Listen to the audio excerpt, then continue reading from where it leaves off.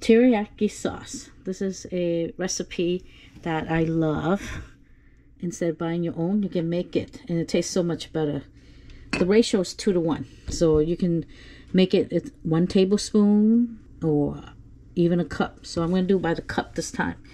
So 2 to 1 is sweetness is 2, and the savory, which is oyster sauce and soy sauce. And this is the brand that I like. You can use any brand soy sauce you like, but this one is less salty. Golden Mountain seasoning sauce. You can pour in 1 cup of honey. That's mean we're going to do half oyster and half soy sauce. So 1 cup of honey. Now, you don't like it too sweet, don't do the full cup. Do 3/4 cup. It's up to your taste bud, but I like it with a little sweetness to it. And this is not really sweet. Try it for your first time with my recipe ratio. If you don't like it, you can alter any way you like. So here's the base. There's 1 cup of honey, and then we're going to do half a cup of soy sauce and half a cup of oyster. That will bring us to the 2 cup mark.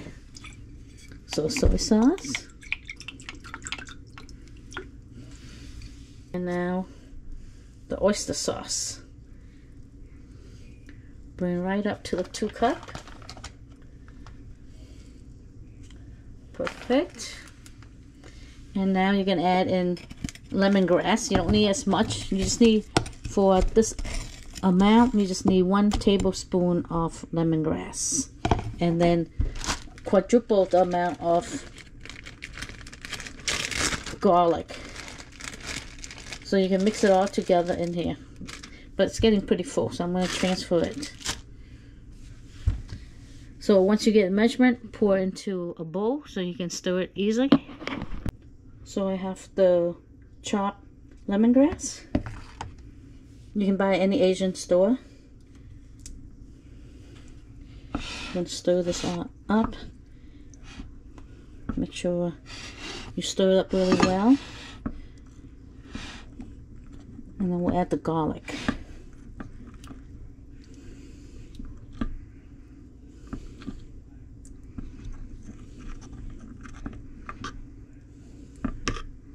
Okay, to mix it easier with a whisk, I'm going to pour it all into a bowl.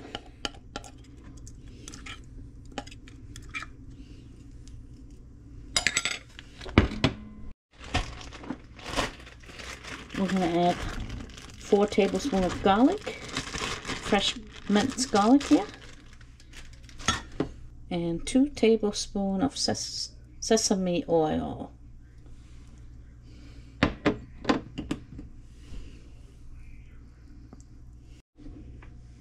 And a 1/4 cup of regular oil, your favorite, either avocado oil, but no, not extra olive virgin oil, okay? You can do the light one.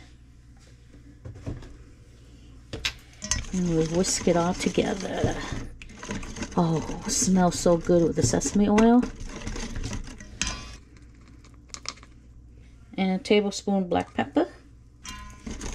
Whisk this all together until nicely blended. So look at, you can even see the separation in the oil. So it's mixed really well. And you can put as much garlic or black pepper as you like. But lemongrass, you don't want too much. But garlic, you can put as much as you like. I'm going to make some teriyaki pork chop. You want to marinate this overnight. So any kind of cut that you like. Center cut, whatever pork chop you like. You can add more black pepper right here to your pork chop too, if you like. So now you're going to ladle this in, because this you want to marinate overnight.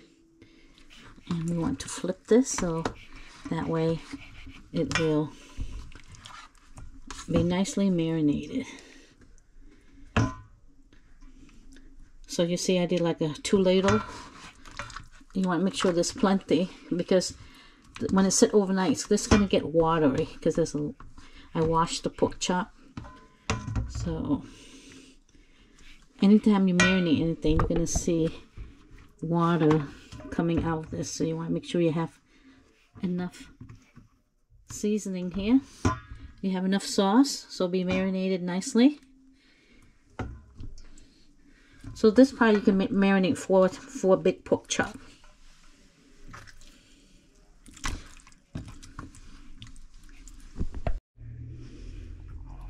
So you just make sure that you have enough liquid in the pan, you see? So that way it's kind of like covering it.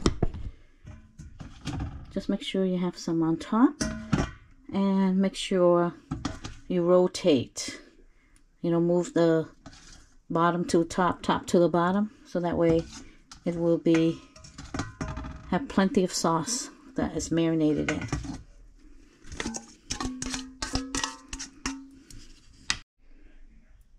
So your pork chop is sitting in a good amount of sauce, and we're gonna refrigerate this overnight, and you can grill them or bake them in the morning. Pork chop has been sitting overnight. You see how it gives out lots more juice.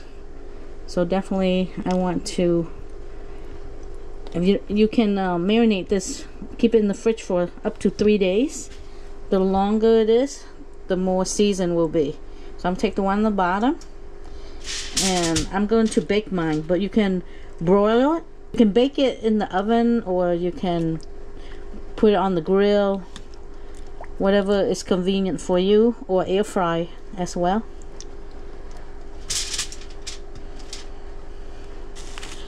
So that way, let the top soak some more juice in here. So we're gonna put the rest of this back in the fridge. So you just take out what you want to cook for the day. So I'm going to do 3.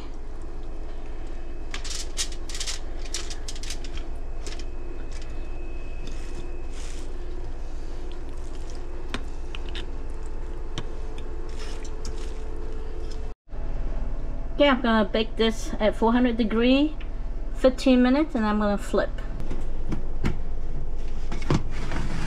Okay, I cooked the pork chop at 400 for 15 minutes.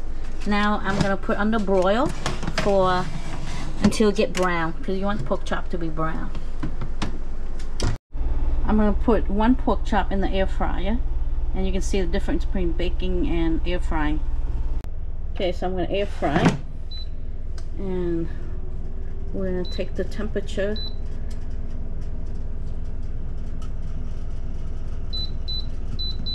to 395, and after 12 minutes we'll flip. Okay, you don't want it to burn, so make sure we keep an eye on it when we broil it. Looking good, just the edging only, because of the fat. I pour the excess juice out of the pork chop, so that way we can flip it and bake the other side.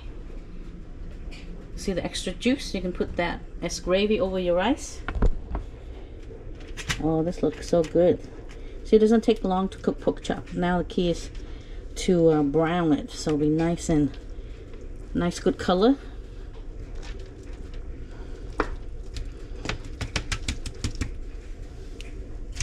Okay, we're gonna broil this for another few minutes. So you just gotta watch it. But pretty much pork chop is done. Look at how it's broiling, looking good. You gotta keep an eye on this. See? I think just about 3 minutes will do.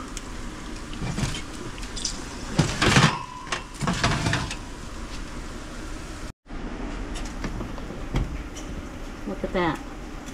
2 minutes later, look how brown that is. All right, let it just sit in the oven for a few minutes. Whoa, look at that. 12 minutes, 395. Now that looks nice and brown. See, air fryer, much nicer than oven. So we're gonna flip this.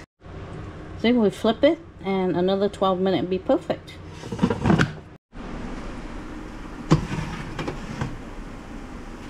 Look at that. Nice and toasty out of the oven when you put broil. Let's take the temperature, and we'll see how it comes out. Perfect. It hit 180. So we're just gonna let it rest and our meat is done. Okay, I'm checking this pork chop at 10-minute mark instead of 12 minutes, and it looks pretty good. Let's take the temperature.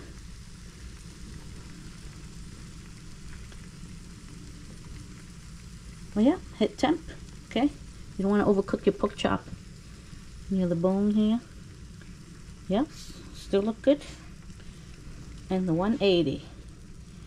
So we're gonna let it just sit in this air fryer for another 5-minute residual heat. All right, guys, this is the pork chop that was baked. Looks a little drier, but it is thinner too. See? And the one that's air fry, this one was air fry. It's a thicker piece, so it's not really apples to apple. But you can either bake it or air fry. If you bake it, you want to broil it. Now let's taste. And you see it didn't take that long, 10 minutes. So let's try this one right here.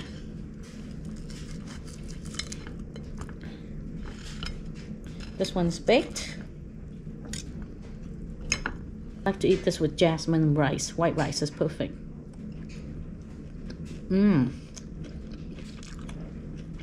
The best teriyaki sauce you're gonna have. Flavorful. If you don't like it too sweet, just reduce the sugar. But keep my proportion if you like it sweet. So taste it the original way and then reduce the honey.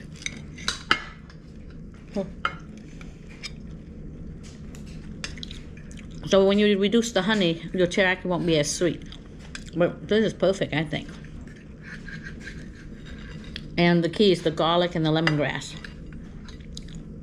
So here is the air fryer piece. Look at that. Nice and juicy.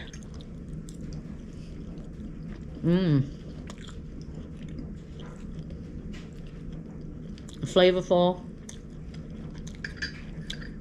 The soy sauce, great umami taste. And it's so simple and easy. Don't cook it too long, otherwise your pork chop would dry out. You can take the temperature, if you have, of your meat. You know, saw how we did it. As long as it reach 175, you're good. Bon appetit. See you in the next video.